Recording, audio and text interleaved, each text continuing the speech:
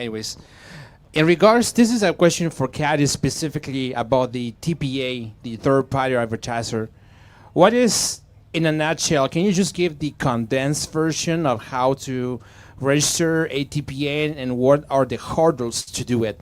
What that implies from a management perspective, accounting perspective, all those things. All the things. To register TPA is a piece of paper. You go on to Elections Alberta's website. You go over to third-party advertiser under political participants. Click around. Actually, there's a lot of really fun information on Elections Alberta website. If you got like an hour one day, just click around. You can find out how much money each of the political parties have raised per quarter, and then annually. You can find out how many political parties there actually are. It's kind of disgusting. You can find out who's been bad on there and who's been fined. You can find out all sorts of things. But anyways, you go to political participants, you click on third-party advertiser, and then it'll have some links to some paperwork that you can fill out. And that's literally it. You say what you want to call yourself, what it is that you're advertising, what you're advocating for, and then sign on the bottom line. You're going to need a CFO and then one other person who is a representative of the TPA. And then you put that in, and they go, okay, thank you very much. Looks good. Check it back, send it back with their signature on it. And then you set up a bank account.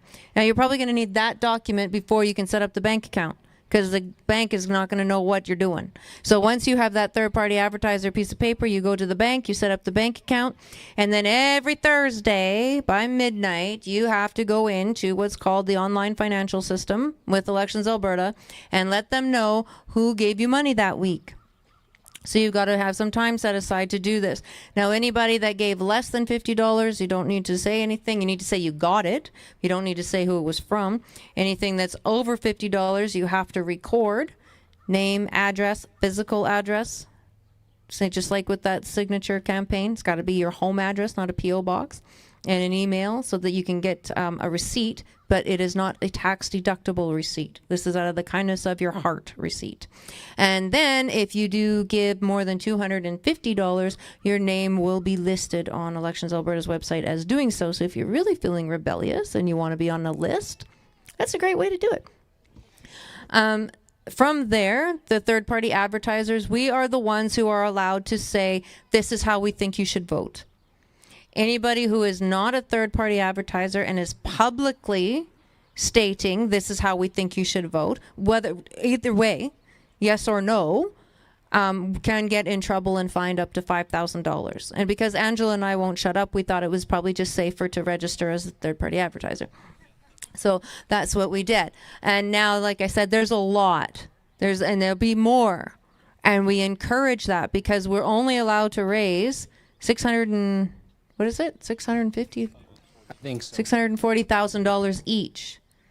And that's not a lot of money when you're talking about these kinds of campaigns. So again, it's just like this whole independence movement, like this last iteration of this independence movement. As those of you who've heard me speak before, I've said, a lot of people were screeching at us a year ago, oh, you guys all gonna get under one banner, it's dog eat dog, blah, blah, blah, conservatives can never get along. And we didn't do that. We did not get under one banner. We were all giving the same message. We were all pulling the rope in the same direction. We all talked to one another, but we did not get under one banner because we created a hell of a game of whack-a-mole. They couldn't take us down because we weren't under one banner. This is the same. This is the same. Oh, you guys need a leader. No, not yet. Don't worry about that. Don't worry about that. We don't need a leader yet. We need to get these referendums answered correctly and passed and like 90% voter turnout. That's what we need. So the more TPAs we have going around advocating for this, helping people understand, going to that government website that I got you guys all to go on earlier so you can see that gobbledygook they want you to vote on and know which way you want to go before you get to the ballot box. The more of us that are doing this, the better. It is not a competition.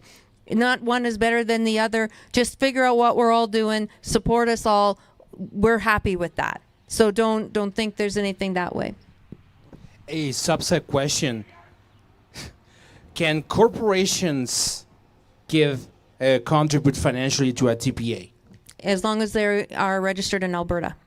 Okay, sounds good. Yeah, corporations and people, $5,000 each. So my company can legally send some money to a TPA, basically. Your money can legally send however much you would like to the Alberta Women's for Independence, TPA. Okay. So you see a whole bunch of number companies that might be being there.